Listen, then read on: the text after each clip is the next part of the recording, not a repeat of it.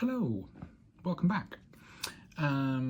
This is my blog series where I talk about the work that we're doing at SignHealth on equity, diversity and inclusion, or EDI, and I'm aiming to share some of the stuff that I'm wrestling with and to sit in the mud of how difficult this work can sometimes be.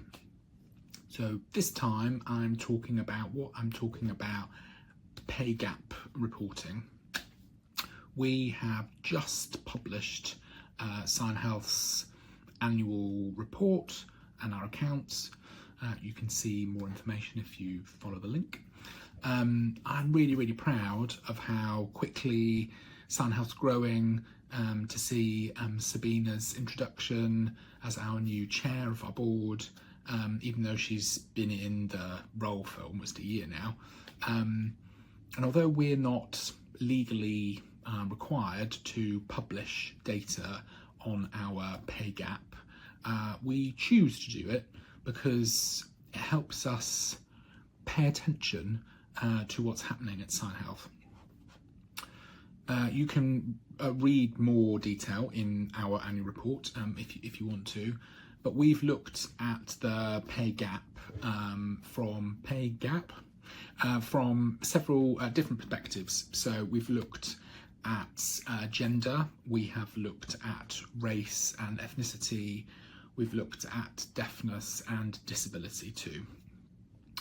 So one of the first real challenges we had has been to encourage all of our staff, all of our colleagues, to tell us how they identify. Lots of us have learned in our lives that it's not safe to tell people when they ask us questions about our sexuality, about whether or not we are disabled people, what our backgrounds are. We've learned to keep that information close. So I can't expect everyone at SignHealth to easily answer and give away that information. We do give everyone the option to choose prefer not to say in answer to each of the questions when they're completing the form, but we probably need to pay a bit more attention to the proportion of people who answer in that way.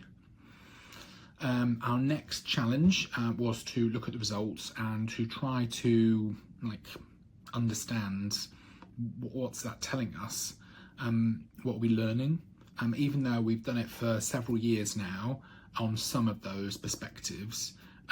There's always a bit of getting used to the difference between a mean and a median, and remembering how to read and understand the data properly.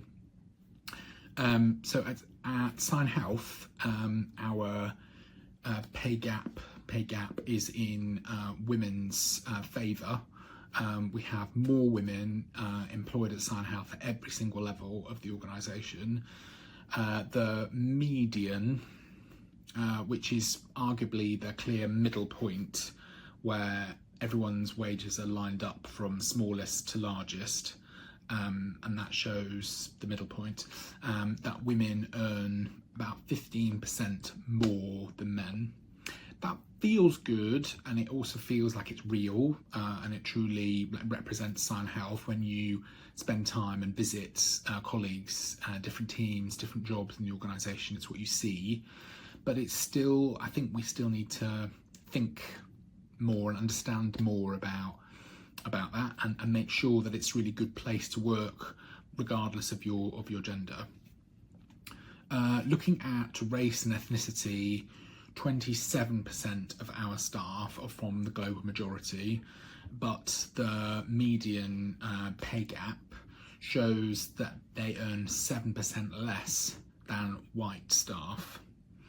Last year, that result was very different, with global majority staff earning 10% more. So there's a real difference there. There's definitely more for us to understand about those results and to see how staff turnover has really impacted who works at SignHealth and in what role and what level. We're really proud to be a deaf-led charity, and more than 70% of our staff identify as deaf. And looking at the median pay gap, deaf staff and hearing staff earn the same, which feels good. We need to look at how to maintain that parity though, and really make sure that we understand it. And for the first time, we've also looked at more broadly at disability pay gap.